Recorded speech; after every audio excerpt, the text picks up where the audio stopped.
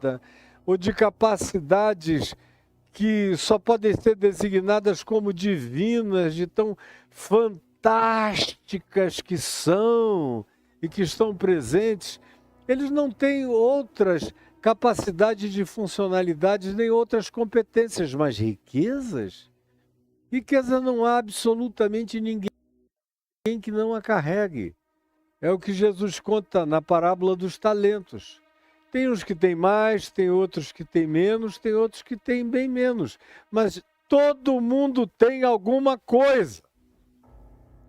Embora nem todos tenham as mesmas coisas.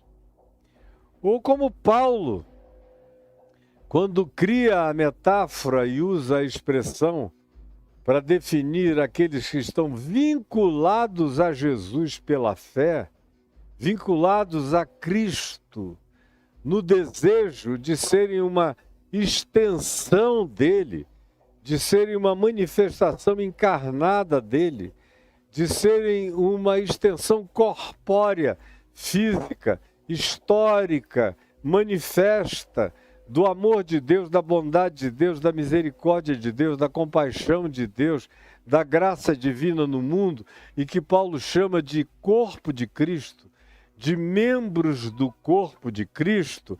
Ao usar essa figura, essa metáfora, obviamente, ele está nos colocando num lugar onde nem todos e ninguém é igual ao outro. Assim como no meu corpo e no seu corpo, nada é igual ao outro. Nem as mãos que se repetem, os pés que se repetem, nem os membros que eu tenho em duplicidade são iguais. Nem esse lado do meu rosto é igual a esse outro lado. São profundamente diferentes quando você observa. Como as mãos, como os braços, como as pernas, como os pés, como os rins, que são duplos, são diferentes. Até as duplicações são distintas. Quanto mais aquelas coisas que carregam singularidade únicas, como órgãos no meu corpo. São únicos, são singulares. E Paulo usa essa expressão para dizer: ninguém é uma repetição do outro, ninguém é um clone do outro, conquanto ninguém seja clone ou repetição, ou um simulacro de quem quer que seja. Cada um carrega a sua própria peculiaridade, sua singularidade total, absoluta, única e irrepartível. Carrega uma exclusividade dentro da sua própria relatividade, é uma relatividade de exclusividade absolutamente inigualável e incomparável. Eu sou incomparável, você é incomparável, todos nós somos incomparáveis. Mas por que eu estou dizendo isso? Porque cada um de nós tem dons diferentes, cada um de nós tem oportunidades diferentes, cada um de nós tem âmbitos e alcances diferentes na vida, mas a cada um de nós nos é dada a mesma vocação, o mesmo chamado, para fazermos as boas e melhores escolhas desta vida. Melhores escolhas. O problema é que as melhores escolhas são aquelas que na nossa animalidade, na nossa condição mamífera, em alguns indivíduos, trata-se de uma condição mamífera altamente predatória. Altamente predatória, e você sabe disso, em você mesmo, em você mesmo, em você mesma. Cada um de nós sabe. Mesmo os melhores de nós ainda carregam determinados potenciais predatórios que podem estar muito bem escondidos e dissimulados, mas o poder da predatoriedade está em nós. Caso a gente não vigie, caso a gente não faça as melhores escolhas, o que é mais fácil é seguir com o curso da predatoriedade humana. Ele é predador, eu também sou. a maioria é predatória, eu também o serei. Nós compartilhamos em comum, a maioria não diz a bondade, o amor, a graça, a compaixão, a possibilidade de crescer em generosidade. Não, essas coisas a gente deixa quase como anomalias para uns pseudo-santificados ou para uns indivíduos que estão buscando serem melhores do que os outros seres humanos. Mas, na realidade, o que caracteriza um ser humano é justamente aquilo que a gente despreza. É justamente aquilo que você despreza, é a única coisa que caracteriza genuinamente a qualidade e a condição humana. As demais coisas que a maioria de nós abraça para depois dizer, não, eu fiz essa maldade, porque afinal de contas eu também sou humano. Eu me vinguei porque eu sou humano. Eu odeio porque eu sou humano. Eu sinto vontade de matar porque eu sou humano. Na realidade é o oposto. Você só sente isso tudo é porque você não é exatamente ainda humano. É porque você se desfigurou, se desconfigurou. É porque você se deixou desconstruir. É porque você deixou prevalecer a dimensão absolutamente predatória que já devia ter sido vencida pela razão, pela lógica, pelos poderes mais elevados da sabedoria, pelo amor posto em prática que se dilata em nós e muda a nossa natureza e altera os nossos processos mentais e muda as nossas sinapses de relação interpretativa, humana e social e relacional, portanto. Isso é ser humano. Ser humano não é parecer com Herodes o Grande, nem com Júlio César, nem com Marco Antônio, nem com Calígula, nem com Cláudio, nem com Tibério, nem com Nero, nem com Gengis Khan, nem com Hitler, nem com Saddam Hussein, nem com Bin Laden. Isso aí é a desfiguração do humano. O humano, você encontra na Terra em Cristo Jesus. Por isso ele se chama de o Filho do Homem, porque ele é o ser humano que se torna a minha vocação humana para me tornar, para ser. A minha vocação não é ser pastor, pregador, psicanalista, escritor. Isso é contingência de talentos, de circunstâncias, de ambiências, de uma quantidade enorme de coisas. Embora eu particularmente tenha a convicção de que eu nasci para ser e fazer o que eu faço. Agora, não é muita gente no mundo que tem essa convicção que eu tenho. A maioria está aí, entregue à loteria das oportunidades. Nesse sentido, eu sei que sou um bem-aventurado porque eu nasci para ser, fazer, realizar o que eu faço, realizo e sou. E não troco tendo oportunidades diárias de fazer o que quer que eu queira fazer e opte fazer. Tem um leque de alternativas extraordinárias. Eu nunca quis nenhuma das ofertas porque eu sei que o que me dá significado é ser quem eu sou, fazer o que eu faço, como eu faço, do jeito que eu faço, com o coração que eu faço. Essa é a minha vocação, esse é o meu chamado, esse é o meu prazer, esse é meu gozo. Essa é a minha realização, esse é o meu sentido, essa é a minha paz, essa é a minha vitória, essa é a minha força, esse é o meu poder. Essa é a minha resiliência, essa é a minha perseverança, essa é a minha inabalabilidade, é esse alinhamento total entre quem eu sou e quem eu serei em Cristo. E eu estou vivendo a vida inteira com essa vocação para ser em Cristo e para ensinar e chamar outros a serem em Cristo. Essa é a vocação essencial de todo ser humano. O resto é periférico, é distração, é circunstancial, é cultural, tem a ver com oportunidade, com chances, e pode até mudar no curso da vida de acordo com o que vai acontecendo durante o processo da existência da gente. Portanto, eu não me ofereço a ninguém como referência para nada, porque eu sei que, nesse sentido, eu sou um indivíduo profundamente singularizado por um chamado especial desde sempre, desde que eu nasci ou desde o ventre da minha mãe. Algumas pessoas são assim. Nem todas são, mas todas têm o mesmo chamado. Qual é? É se tornarem segundo a imagem e semelhança de Deus conforme, manifesta, definida, delineada em Cristo Jesus, que diz o escritor de Hebreus, é a expressão exata do ser de Deus.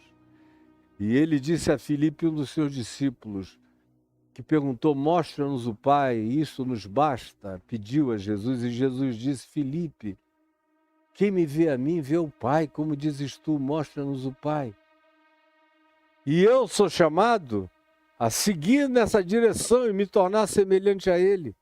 Porque quanto mais parecido com Jesus, mais parecido com o Pai. E quanto mais eu me assemelho ao Pai, mais eu me assemelho a Cristo Jesus. De modo que em Cristo Jesus eu aprendo, estou repetindo a mesma coisa há décadas milenares, que em Cristo Jesus eu sei exatamente quem Deus é para mim, humano, e como eu, humano, devo me tornar para Deus. Em Cristo Jesus eu sei como Deus é para mim, humano, e como eu, humano, devo me tornar para Cristo Jesus. Bom, é isso que Jesus está propondo no verso 2. Tudo quanto, pois, quereis que os homens vos façam, fazem isso também vós a eles. O problema é que pouca gente escolhe isso. Como eu venho expondo Mateus, desde o capítulo 1 até aqui, desde janeiro de 23 até o dia de hoje, está tudo aí para quem quer aprender de verdade, está tudo aí dado de graça, posto no seu rosto, para você, para sua absorção. Agora, você já foi? Você se dispôs? Você se interessou? E você não tem desculpa, você não pode dizer que eu falo de maneira chata, desagradável, cansativa, lenta, não propositiva, não provocativa, nada disso. Você tem tudo que você pode encontrar numa pessoa que fale, explique, exponha. Deus me deu para você. Eu sou um dom de Deus para você. Então, desculpa, você não tem. Ninguém jamais teve. Eu nunca encontrei ninguém que me ouviu na vida, nesses 50 anos, meio século pregando, que tenha dito, esse cara é chato. Ele pode até dizer, não, eu não quero ouvir o que ele diz, porque vai me comprometer. Ou eu não me sinto preparado, não é a hora, não é agora, não quero ainda. Quem sabe um dia, agora, chato? Nunca. Jamais. Desinteressante? Jamais. Portanto, se você não quer, é só porque você não quer. E assuma as consequências. Porque nunca esteve mais aberto, nunca esteve mais posto, nunca esteve mais revelado, nunca esteve mais explicado, nunca foi tão simples acessar, atingir, alcançar, compreender, perceber nas variações adjetivas, que se você não entende uma coisa, você entende na frase seguinte, está tudo diante de ti. De modo que você, particularmente você, não tem desculpa. É o que Jesus está dizendo. Você quer? Todo mundo quer coisas. Agora, o preço é lindo. Porque os mandamentos de Cristo Jesus não são penosos. Não são as leis de Moisés. Não são os códigos de Hammurabi. Não são as legislações dos maias, dos astecas, nem dos incas, nem dos egípcios, nem de ninguém. E olha que os egípcios tinham legislações interessantes. humanas, muitas delas, boas, melhores do que a de muitos povos. Mas não, você é chamado a amar. O problema é que não tem nada mais complicado para nós humanos do que amar. A gente diz que quer amor, que quer amar, mas é mentira.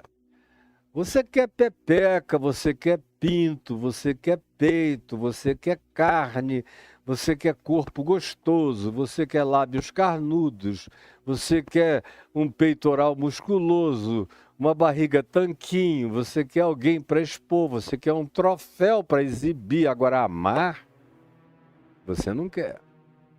Vamos ser honestas, vamos ser honestos. Amar, você não quer. A maioria não quer. Não quer. Essa coisa de tudo quanto, pois, quereis que os homens vos façam, fazei vós a eles, é para uma minoria. Por isso é que muitos pedem, pedem e não recebem.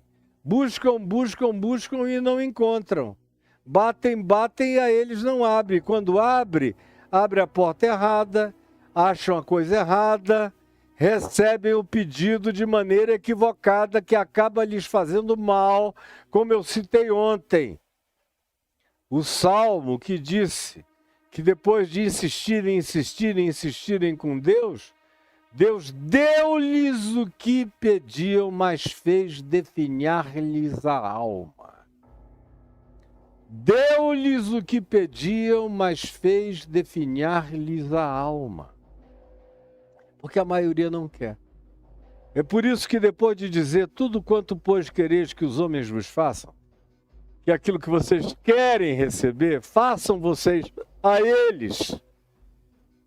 Até onde vocês consigam, possam e alcancem, deem o melhor de vocês e façam, e se antecipem.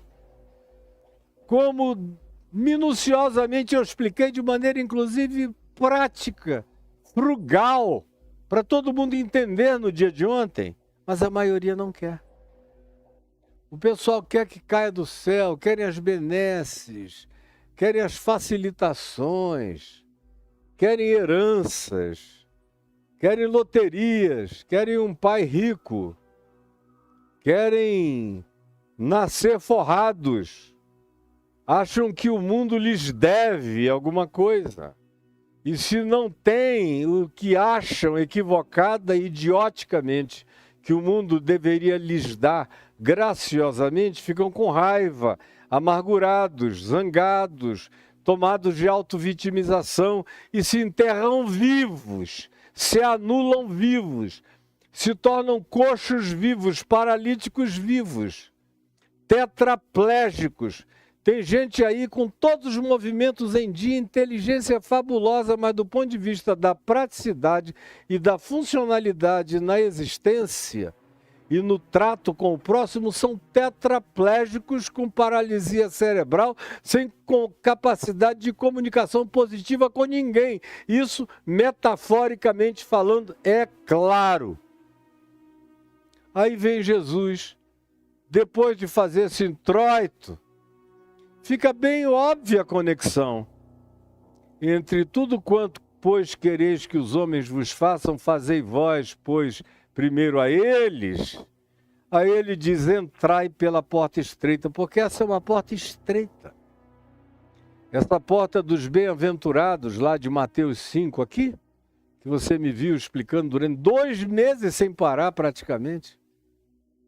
Os bem-aventurados, os macários, que significa bem-aventurados espiritualmente, os humildes de espírito, os solidários, os que têm coração, os que têm fome e sede de justiça, os construtores de ponte, os preenchedores de fossos, os aproximadores de seres humanos, aqueles que de fato procuram manter a mente e o coração limpo, sem sujeira, sem malignidade, sem conspiração, sem perversidade, sem tramas malignas na mente, na direção do próximo, buscando as melhores interpretações da vida, sem ser um tolo. Porque foi Jesus quem disse, Não deis o que é santo aos cães e nem as vossas pérolas aos porcos, dizendo com isso, sejam sábios, mas não sejam tolos. Mas a maioria não quer isso. Todo mundo gostaria de ter um QI muito elevado para ser remunerado com base no QI, mas nem o QI remunera ninguém à altura do que seja a ambição do indivíduo, a menos que você ofereça uma contrapartida de trabalho solidário, criativo, propositivo, intenso, e que você não cumpra apenas o seu job description, mas você vá para além do que está escrito e surpreenda a todos com as suas grandes possibilidades de trazer e de melhorar e de fazer upgrades nas coisas. Do contrário, você vai ter um teto baixo a vida inteira. Quem quer superar a mediocridade humana? A porta larga é a porta da mediocridade. O caminho largo é esse caminho aonde cabe a mediocridade toda planetária. E eu não estou falando de pobres, deseducados academicamente, de gente que não aprendeu nem a ler nem a escrever, não. Está cheio de gente sensata, sábia, que não sabe nem assinar o nome, mas que tem um bom coração, uma boa atitude, são solidários, são misericordiosos, são pacificadores, são resilientes, são perseverantes, não se vendem, não acham que os fins justificam os meios, preferem não ter nada ou quase nada, mas não transigirem com a sua consciência e o seu senso de honestidade essencial. Ao passo que você vê pessoas trilhardárias que não têm nenhum caráter, que são perversas mais, e tanto mais quanto consigam obter e aumentar o que tenham, muito mais você, se for averiguar, verá que eles expropriaram, deixaram gente chorando para trás para poderem amealhar o que conseguem arregimentar para frente e para eles próprios. Porque a grande maioria odeia essa história de porta estreita. Odeia essa história de porta estreita, a maioria. Você também, você, menino, menina, vocês também. Odeiam. Isso é um negócio que você olha aqui e diz, meu Deus, porta estreita. Aí vem Jesus e diz, entrai pela porta estreita. Quando ele diz entrai, é um imperativo, ele está dizendo que cabe. Quando ele diz entrai, ele diz que é possível. Quando ele diz entrai, ele não abre a porta para discussão a respeito de que seja ou não seja factível a possibilidade da entrada. Todo imperativo de Jesus garante a factibilidade da ordem. Todo imperativo de Jesus garante a factibilidade da ordem. Repita comigo onde você esteja. Todo imperativo de Jesus garante a factibilidade da ordem.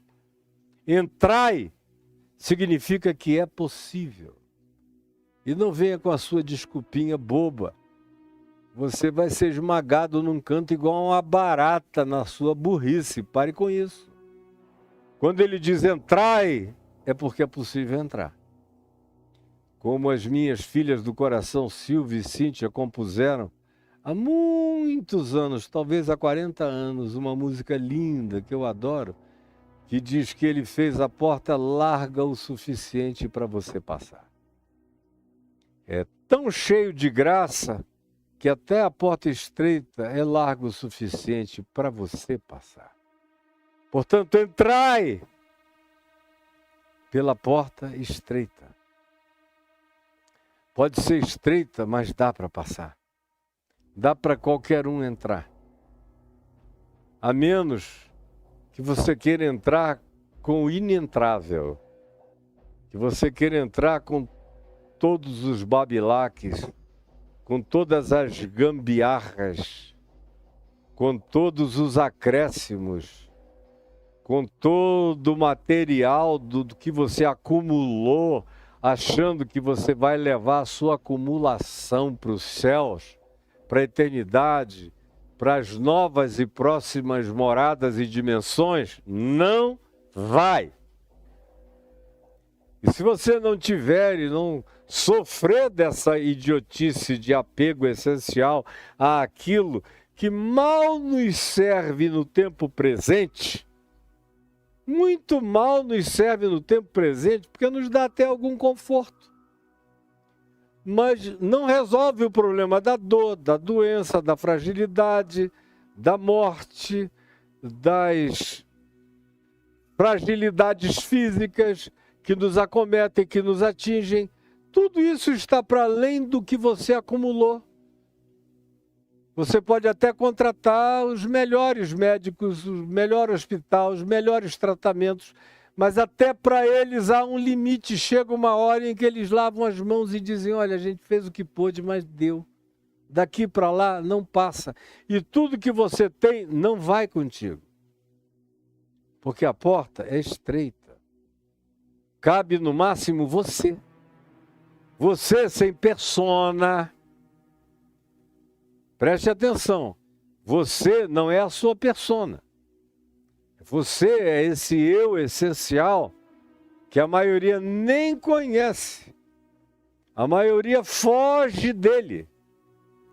A maioria só vive da persona, apresenta a persona, ganha dinheiro com a persona, tenta seduzir com a persona, que é essa máscara, que é essa plasticidade, que é essa exterioridade, que é essa montanha de tatuagens que você usa para tentar impressionar o público, o povo, para criar algum tipo de interesse especial e singular na sua suposta pessoa, que ninguém conhece. Seu pai não conhece, sua mãe não conhece, sua mulher não conhece, seu marido não conhece. Muitas vezes seus filhos não conheceram até o dia de hoje e você mesmo não encontrou com essa pessoa que é você. Com esse eu essencial que está morto, acachapado, semi-sepultado, pedindo socorro, respirando por canudinho dentro dessa alma plástica que você se tornou, coberta de persona, de performance, de hipocrisia, que significa mascaramento, e é só isso. É só desempenho, é só escafandro. Não passa. Você e seu escafandro, você e sua caravana de acumulações não vão passar. Só passa se você se reduzir ao essencial. Só passa a sua pessoa. Agora, quem quer ser a sua própria pessoa? Sem todos os artifícios das impressões, das falsificações, das autoimagens baixas que acabam se revestindo de camadas e camadas e camadas de disfarces, de camaleonismos, de mimetismos ocultantes do seu ser essencial. A maioria absoluta quer parecer com os outros. Qual é o trend? Qual é a moda? Qual é a tendência? É assim que eu quero ir, nesse fluxo. Enquanto isso, você vai se perdendo dentro de si mesmo. Você já não se acha mais. Você já não sabe mais nem quem você é. Meu Deus, a maioria das pessoas que eu conheço não se encontraram até o dia de hoje. E Jesus trata disso com uma explicitude enorme. Quando ele diz, deixa os mortos sepultarem seus próprios mortos, em outras palavras, ele está dizendo, deixa as personas cuidarem das personas. Em outras palavras, ele está dizendo, deixa os figurantes cuidarem das figurâncias. Deixa os intérpretes do teatro da existência cuidarem dos funerais do teatro da existência, porque não tem ninguém vivo, quase ninguém vivo. É tudo só representação, como diz o livro de Eclesiastes. É vaidade e é correr atrás do vento, é vaidade e correr atrás do vento. No fim você apalpa, na hora das definições cruciais, fundamentais, essenciais, definitivas, não fica nada, você juntou o que não vai entrar pela porta. E só vai entrar pela porta o que é você. O que você se tornou de fato e de verdade para Deus e para o próximo. E o que você é para Deus e para o próximo se manifesta dessa fórmula, desse é igual a M3 ao quadrado. É uma fórmula. Tudo quanto, pois, quereis que os homens vos façam, fazei, pois, isso vocês mesmos antecipadamente a eles. Tomem essa iniciativa, sejam essas pessoas, com toda sinceridade e franqueza. Façam isso, porque só o que vai entrar, só o que vai passar, é quem vocês, de fato, sejam aos olhos de Deus. Diante do flagrante que todos nós somos para Deus. É só o que passa pela porta da vida. Portanto, entrai pela porta. Mas para entrar pela porta, você vai ter que deixar todo esse mundo, esse aparato enorme, carnavalesco da sua existência, esses adornos enormes, essas alegorias monumentais, imensas. E eu não estou falando do carnaval, eu estou tomando isso como alegoria, como metáfora, como parábola, como ilustração espiritual para aquilo que passa ou não passa, que tem a ver com o que é e com a multidão do que não é, e a gente chama de eu, sem que isso nos represente de fato. Só representa para os cegos que estão apenas tentando enxergar o desfile na Sapucaí da existência, mas não querem encontrar de fato a pessoa desmascarada, desmaquiada, com a sua cara natural, normal, humana e verdadeira. Nem os outros querem encontrar e a maioria não quer apresentar. Tem gente que tem vergonha do ser que é e se esconde do mundo, se mascarando o tempo todo. E vai ficando um ente grande, grosso, tosco, ogro, enorme, imenso, obeso de desnecessidades, de vaidades, de tolices, de bobagens, de besteiras, de perdas, só perdas. E aí não entra pela porta. Não vai entrar, mano. Mana, não vai, você tá me entendendo? Infelizmente, eu digo com tristeza, mas não vai dar para você entrar. Não vai dar. Aí, antes de prosseguir aqui mesmo em Mateus, eu quero ler o texto sinótico, o texto idêntico, que aparece aqui no Evangelho de Lucas, no capítulo 13. Você vê, especialmente no verso 24, quando se diz que Jesus estava andando de cidade em cidade, aldeia em aldeia, ensinando e caminhando para Jerusalém, que era o lugar onde ele iria morrer. E alguém, não se dá o nome dessa pessoa, no meio da multidão, perguntou a ele, Jesus: Senhor, são poucos os que são salvos? São poucos os que são salvos? Ele está perguntando a partir de uma escatologia judaica. Esse cara não era batista, presbiteriano, católico, anglicano, copto, ortodoxo russo, grego, nada disso.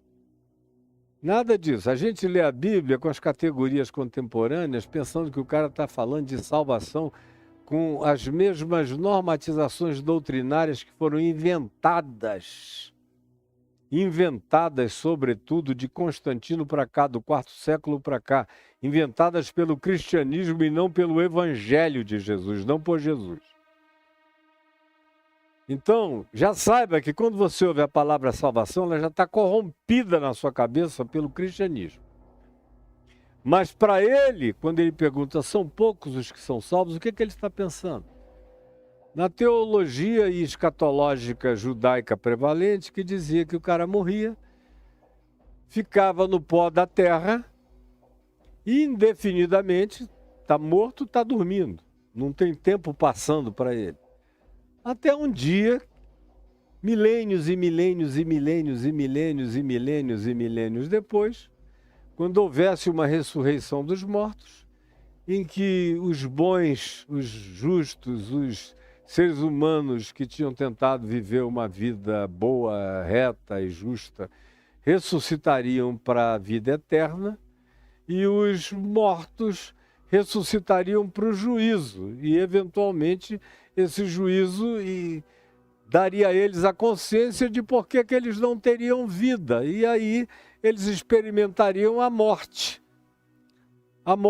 que anularia todas as esperanças, não os deixariam gemendo em lugar nenhum para sempre, porque a eternidade não tem nada a ver com espaço-tempo, tem a ver com uma determinada qualidade de vida. A vida eterna é a qualidade da vida de Deus em mim, não é a longevidade de uma vida sem fim.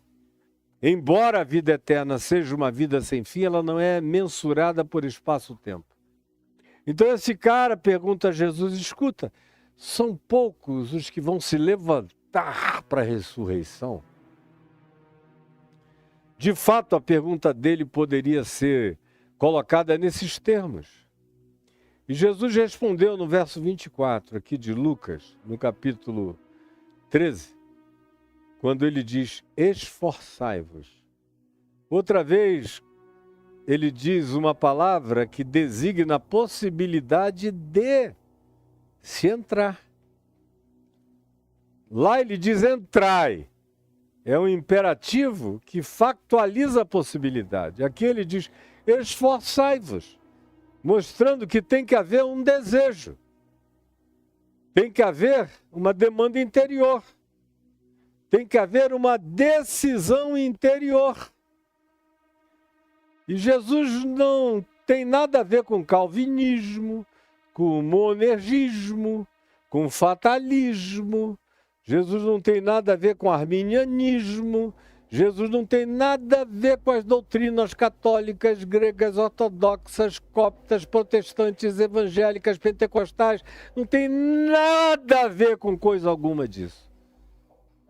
Tudo foi inventado depois e vocês seguem uma quantidade enorme de invenções doutrinárias atribuídas a Deus e a Jesus. E Jesus diz, chega para lá, bota isso para longe de mim, porque eu nunca vi isso na minha vida. Nem quero ter nada a ver com isso. Ele diz, esforçai-vos. Você quer? Faça a sua parte. Faça as suas escolhas. Aí vem aqueles acomodadíssimos, especialmente os presbiterianos do fatalismo monergista, da decisão monocrática de Deus, escolhendo uns eleitos assim, no peito e na raça, amando a uns e odiando outros, salvando a uns e perdendo outros, um negócio diabólico, horroroso, feio, nojento, asqueroso, que vai sendo pregado para todo lado. E tem uma quantidade enorme de pessoas que ficaram ateias por causa disso. Porque até eu, se cresce desse modo, ou não tivesse a luz que eu tive, graças a Deus, minha vida inteira, isso seria para mim um impedimento horroroso para eu ter qualquer relação com Deus que quisesse ser amor em relação a mim, ao mundo e à vida. Jesus não tinha nada a ver com isso. Esforçai-vos. Um super reformado, predestinista, fatalista, monergista, Iria dizer, não precisa nem esforçar, você se esforçar, você foi escolhido. Você faz parte desses entes definidos para fazerem parte do rol do supremacismo divino na eternidade. E o cara se jacta, se gloria. Sou salvo, então, portanto, salvo para sempre, não importa o que aconteça. Jesus não quer nem saber disso. Jesus não quer nem saber desse papo calvinista, nem tampouco do papo legalista arminiano, nem de nenhuma natureza de definição doutrinária do cristianismo. E aí vocês ficam chocados comigo, mas a verdade é essa. A verdade é esta. Jesus só diz, o resto é comentário, é invenção, é acréscimo, é tentativa de coadunação do interesse particular do teólogo, do acadêmico, do religioso, criando e construindo alguma forma de doutrina que lhe seja apetecível, que lhe seja agradável, que faça parte daquilo que ele possa chamar de minha preferência e meu prazer espiritual. Mas tudo produção da carnalidade humana. Quem quer ser de Jesus, fica com Jesus, para em Jesus, aceita Jesus e não ultrapassa Jesus. Tem Jesus como sua chave hermenêutica. Seu ponto de partida, seu ponto de vista, seu ponto de referência, seu ponto de apoio, seu ponto de chegada, seu ponto de conclusão, seu alfa, seu ômega, seu tudo. E o resto é comentário. Esforçai-vos, diz Jesus, ele mesmo. Sem dizer, sem apelar, sem querer fazer qualquer tipo de sistematização explicativa, ele simplesmente diz, para quem o perguntou no meio da rua, entre aldeias e cidades, praças e multidões, alguém pergunta, são poucos os que são salvos? Ele olha para o indivíduo e diz, esforça-te, meu filho. Como era uma multidão vendo e ouvindo, ele diz, esforçai-vos. Esforçai-vos. Façam o que vocês puderem, conforme a compreensão de cada um, porque ninguém, preste atenção no que eu estou lhe dizendo, preste atenção no que eu estou lhe dizendo, ninguém é julgado pela luz que não teve. Eu sou julgado exclusivamente pela luz que eu recebi. Jesus nunca pediu de ninguém o que a pessoa nunca recebeu, nunca teve, nunca compreendeu, nunca discerniu. Agora, ele pede de mim, de você, de qualquer um, tudo aquilo que eu entendi, discerni, aprendi, fiquei sabendo. Mas por alguma resistência de coração, dei de mão. Como ele próprio, Jesus, disse, ao falar da reação das pessoas ao evangelho que ele pregava, ele disse, tem gente que tem um coração que a palavra do evangelho cai sempre na margem. A pessoa bota sempre na margem do ser, nunca no veio central.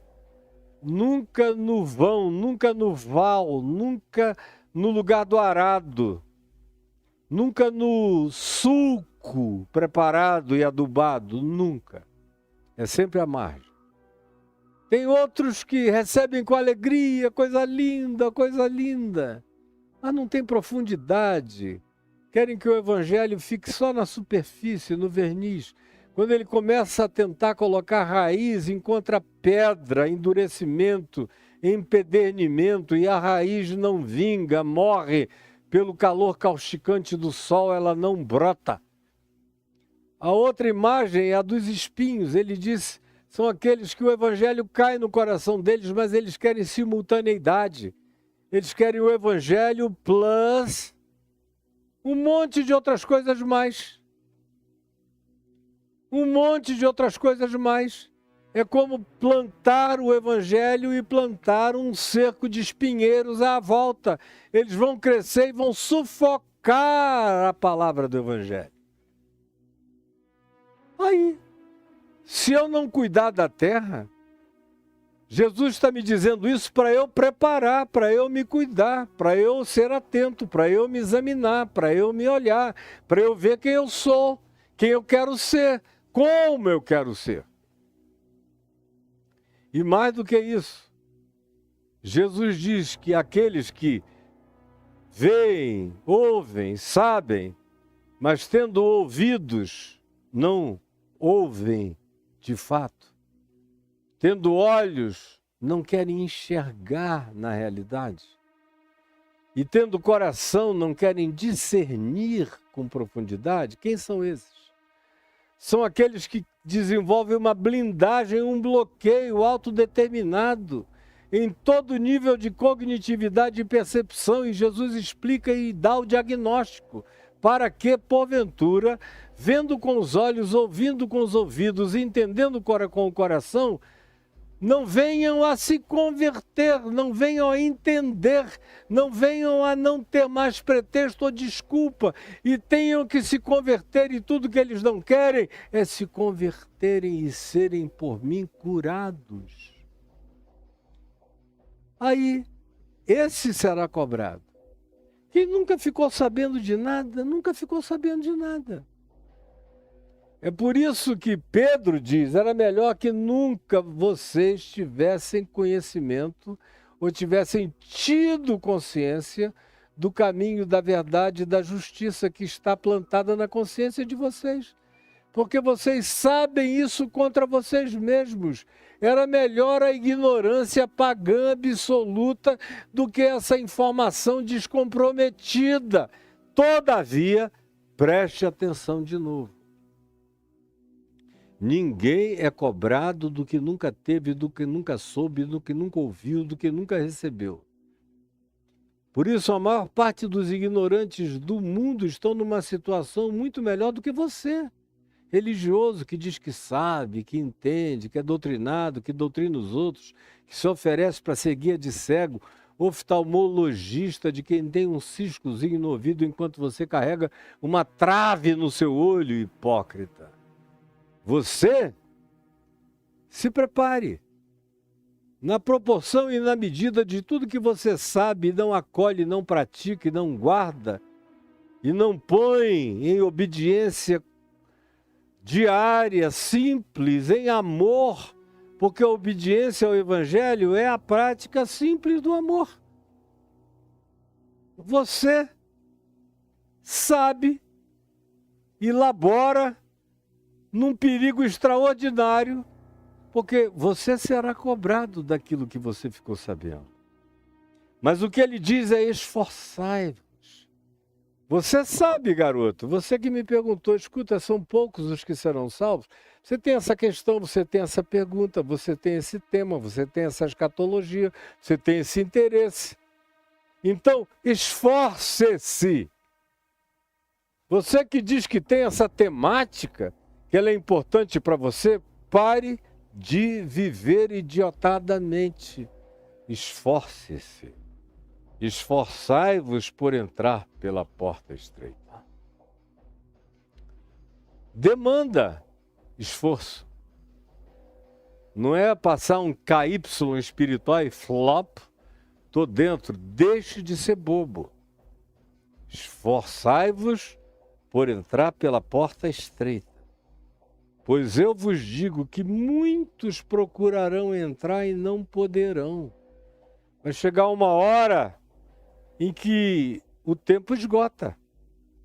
E no verso 25, Jesus diz, quando o dono da casa se tiver levantado e fechado a porta, e vós, que sempre soubestes de tudo, vocês que sempre souberam de tudo, vocês que eram os reis da doutrina, da exortação, do exemplo, da religião, sabiam de tudo e não queriam nada, mentirosos, hipócritas, personas de piedade piedosa diante de Deus. A piedade de vocês é fétida. vocês vão ficar de fora, do lado de fora. E vão começar a bater, bater, bater, bater. E olha o tema do bater, bater, bater e abrir-se. Que a gente falou ontem. Aqui, bater, bater e não abrir.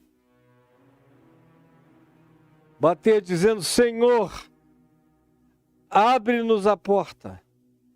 E ele vos responderá, não sei de onde sois. Não sei de onde sois. Aí vem a desculpa, olha a sua desculpa. A desculpa dos crentes, dos cristãos, dos religiosos, das congregações, é a mesma. Senhor, como é que tu não nos conheces? Nós comíamos e bebíamos na tua presença. Tomávamos a ceia, a Eucaristia, frequentávamos, dávamos dízimos, comprávamos a salvação, pagávamos indulgências. E o Senhor está dizendo que nunca nos viu? Nós comíamos e bebíamos na tua presença, tu ensinavas nas nossas ruas, nas nossas igrejas, nos nossos templos, nas nossas congregações. Mas o Senhor, o Filho do Homem, aquele que vem, vos dirá, não sei de onde sois, apartai-vos de mim, vós todos, sem exceção. Os que praticais dioturnamente a maldade, a iniquidade, a indiferença, a falta de solidariedade, o desamor, a impermeabilidade de coração, vão para longe de mim. Vocês que não quiseram nada com o que fosse humano, com o que fosse misericordioso, amoroso, gracioso, generoso, acolhedor. Vocês que não quiseram nada com o significado do que era a vida, vão para o que vocês escolheram enquanto existiram. Vocês existiram como bonecos de carne, como androides de carne, como máquinas solares, como seres de pulsão. Vocês foram só mortos, sepultando os mortos entre o berço e a sepultura. Apartai-vos de mim, vocês escolheram não viver, escolheram existir sem vida. Então continuem. Porque isso é inapelável. Porque vocês de fato escolheram a prática da iniquidade. E ali é lugar de muita tristeza, de choro, de ranger de dentes, de remorso e arrependimento retardado. Aí você diz, e aí, o cara é jogado no inferno? No inferno, graças a Deus, até o inferno tem fim. Até o inferno tem fim, embora eu tenha dito já tantas vezes a vocês, que até no inferno há graça, eu creio assim, que até no inferno há graça.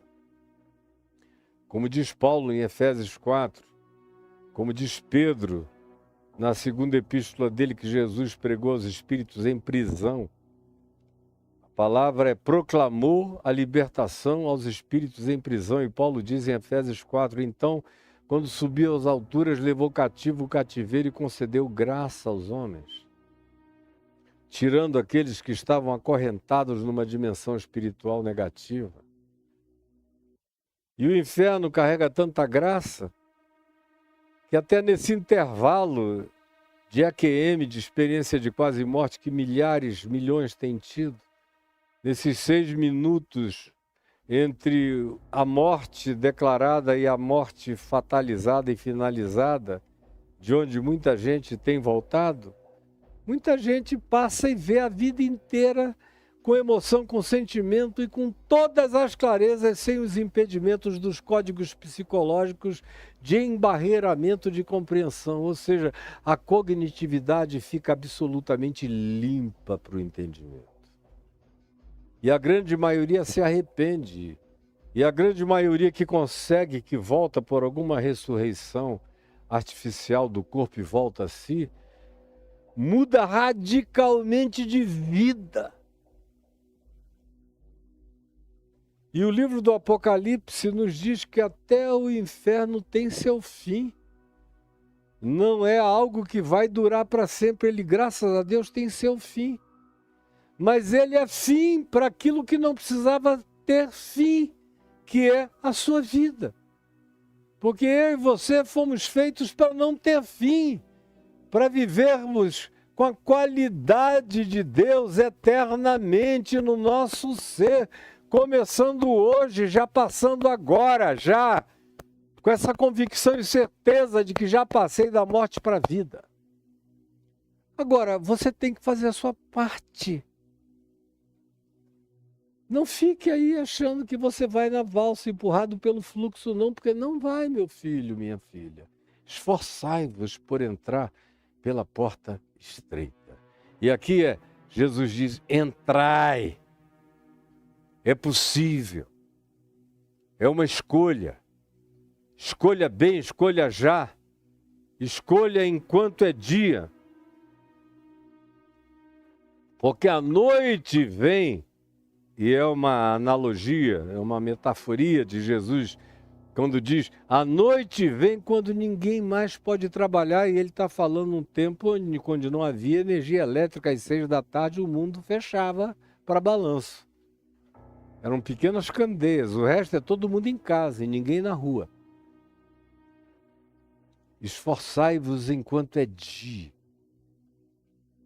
Enquanto você tem sol, tem luz, tem chance, tem oportunidade, porque a noite vem, quando ninguém mais pode trabalhar. Isso aqui não é para assustar ninguém, é para acordar, especialmente quem tem a chance de ouvir, de saber todo dia, e ouve, sabe, aprende, não põe nada em prática e chama, só juízo contra si mesmo.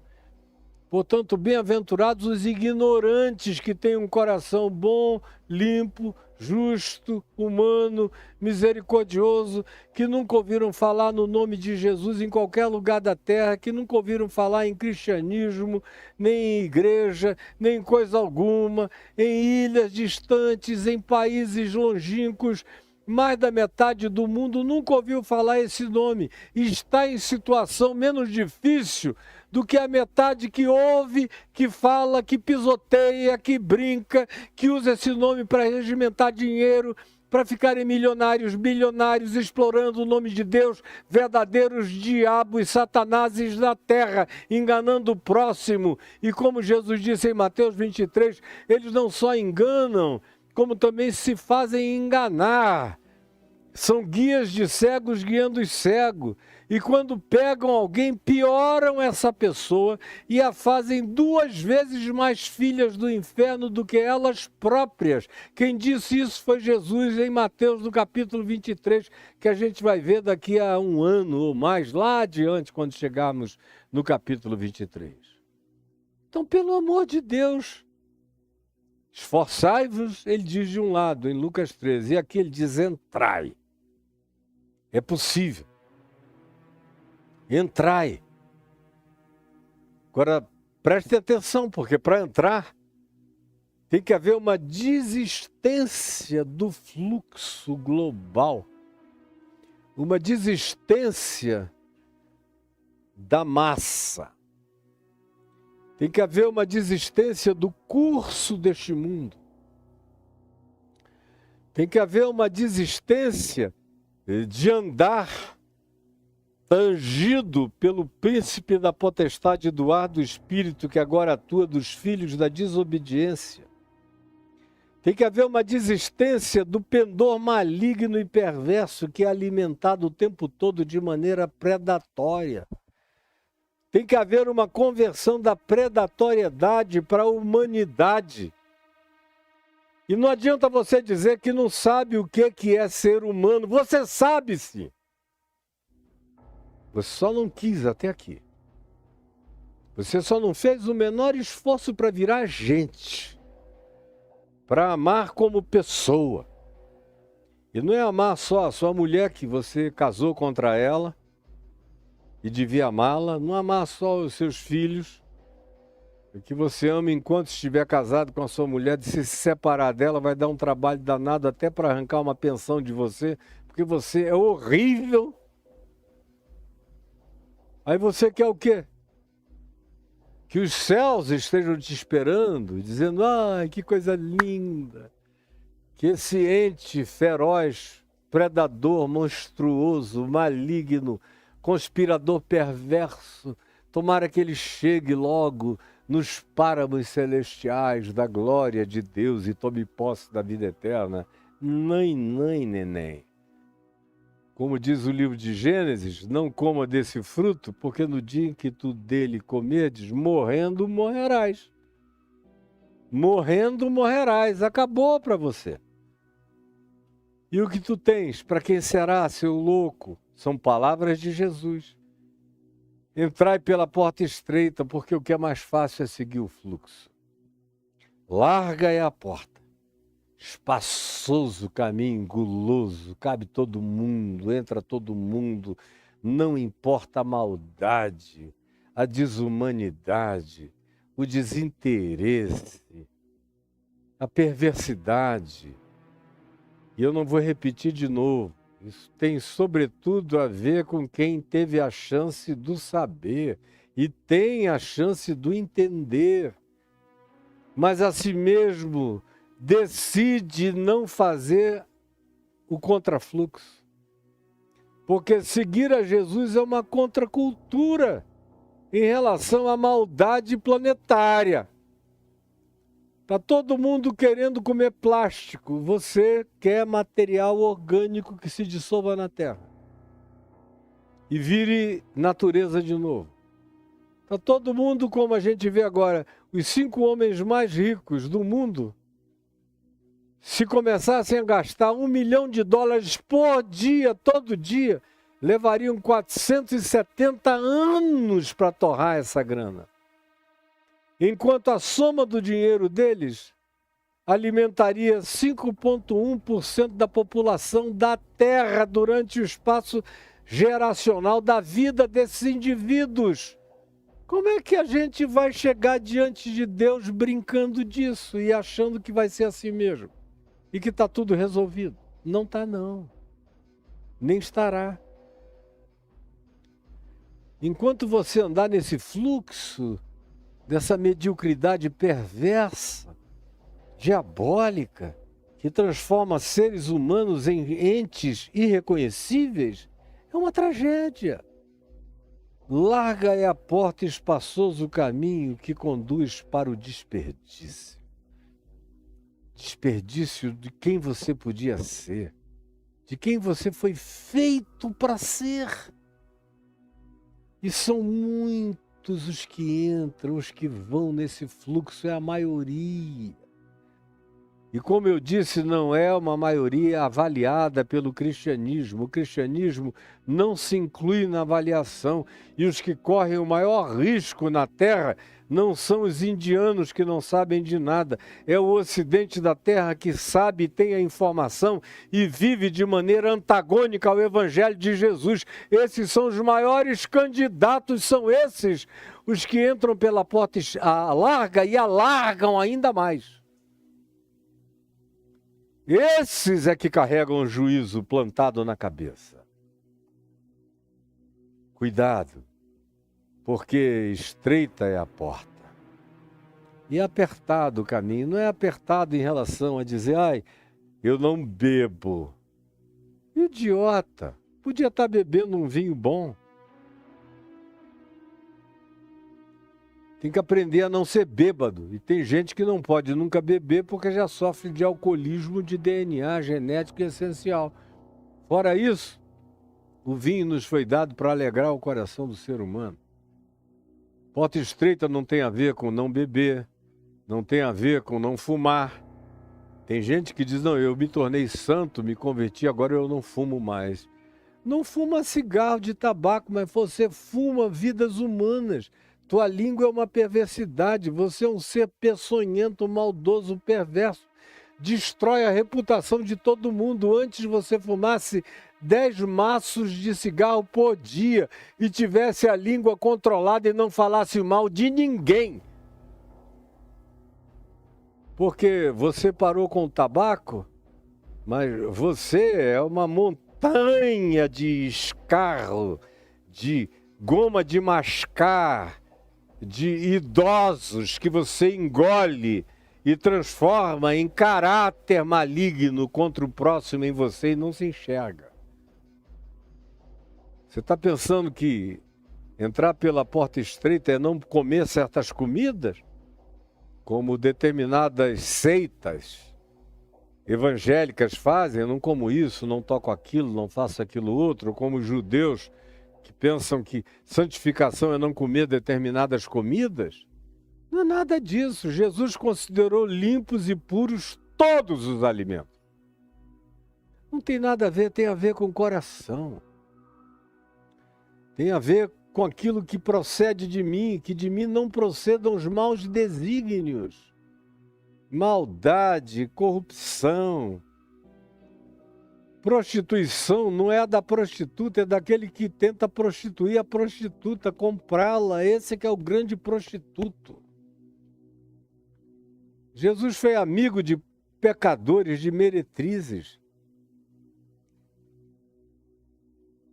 A porta vai ficando larga é quando eu enfio a maldade, o egoísmo, a apropriação indébita, a insaciabilidade do possuir, e acumulando, e acumulando, e acumulando, e acumulando, e alimentando meu narcisismo de maneira completamente incontrolável.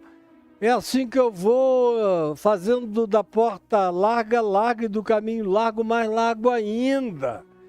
E convidando gente a entrar, a fazer parte todo dia. Você é uma apologia viva do desperdício. Você é um desperdício. Está ensinando sua mulher a ser um desperdício, seu marido a ser um desperdício, seus filhos a serem desperdícios humanos, passando pelo planeta sem nenhuma contribuição de amor à vida e àqueles aos quais Deus quer bem. E àquilo que seja a pauta de Jesus para essa existência. Estreita é a porta e apertado o caminho que conduz para a vida. E são poucos os que acertam. Olha a palavra acertam.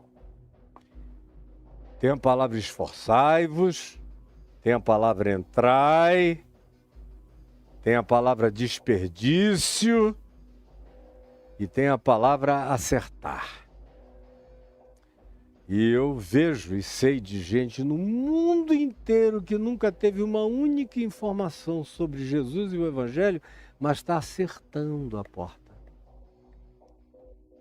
Porque amam, porque perdoam, porque não se ressentem do mal, porque não se alimentam de inveja, porque não são movidos pelo motor do ódio, porque não se exasperam e não competem, não se comparam e não têm inveja de ninguém. O que cada um tem é de cada um, o que eles têm é o que eles trabalham com dignidade e conseguem. Eles amam os que amam até o fim e eles toleram aqueles que não os amam sem provocá-los, sem fazer disso uma guerra, uma briga, um ódio, uma vingança. Esses, mesmo sem saberem de nada, de doutrina nenhuma, de nome nenhum, de informação nenhuma, estão acertando. Estão acertando. A grande surpresa do céu é que a maioria das pessoas que se jactavam de que estariam lá vão estar de fora, batendo na porta.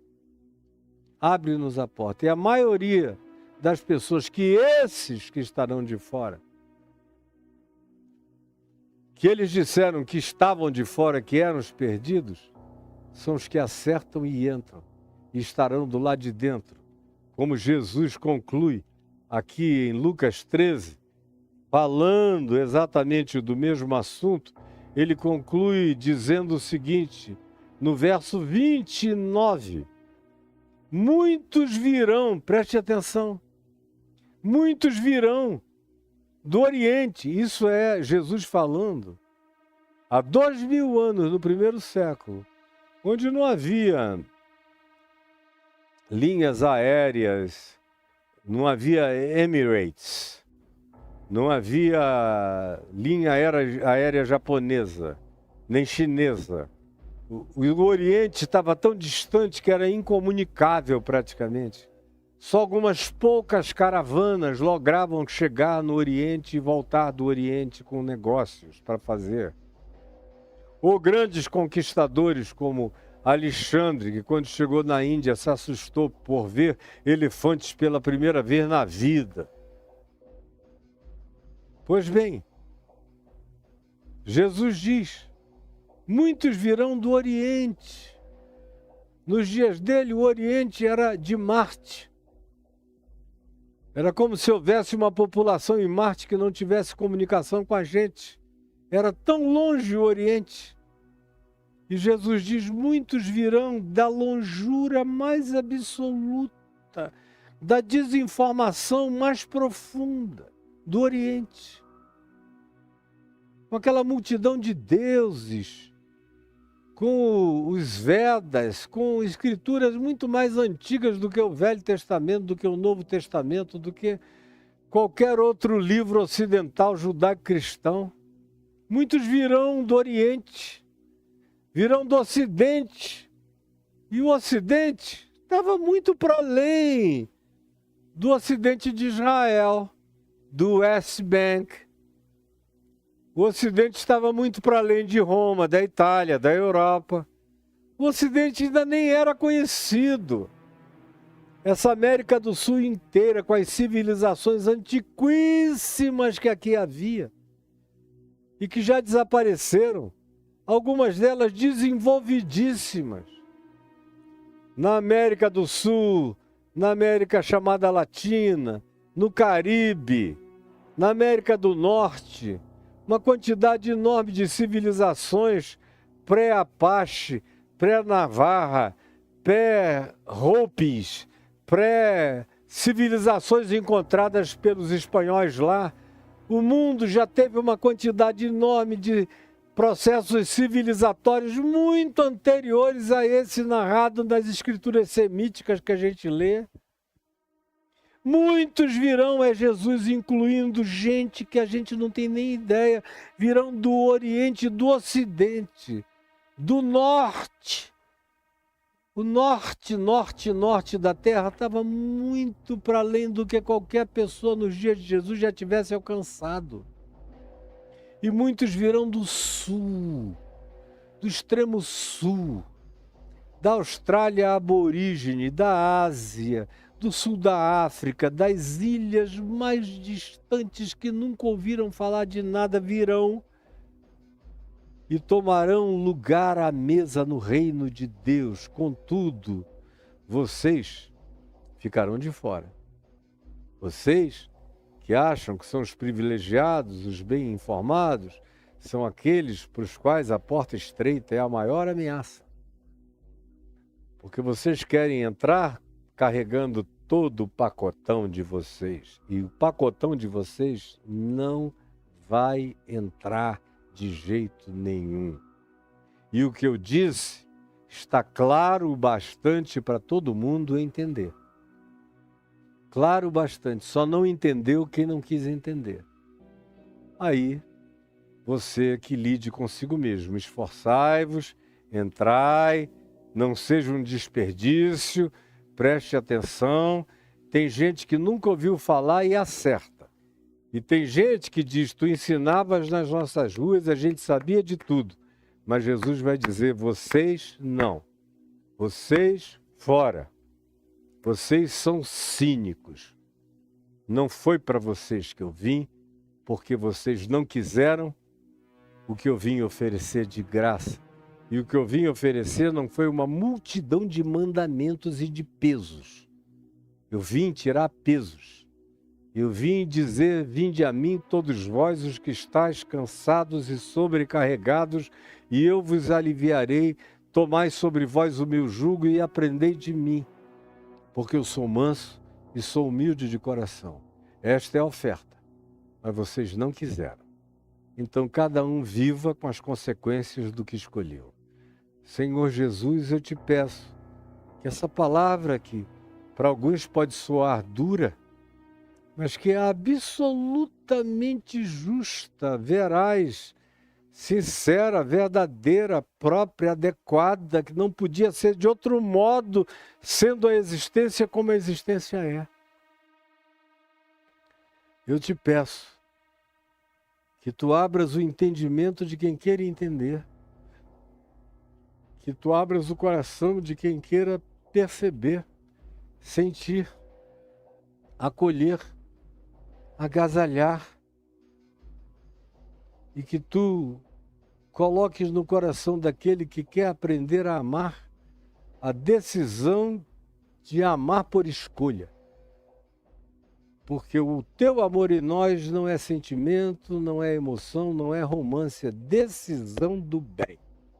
Da prática do bem na nossa existência, nos nossos atos, nas nossas escolhas, nos nossos pensamentos, nas nossas decisões. E o resto é sinapse que a mente de Cristo vai formando em nós, até que isso tudo vá se tornando suave, leve e natural, porque os teus mandamentos não são penosos. Eu peço que essa tua luz chegue à mente e ao coração de cada um que me vê e que me ouve, aqui, agora, em qualquer hora, em qualquer tempo, em qualquer lugar. Em nome de Jesus, eu te imploro. Amém e amém.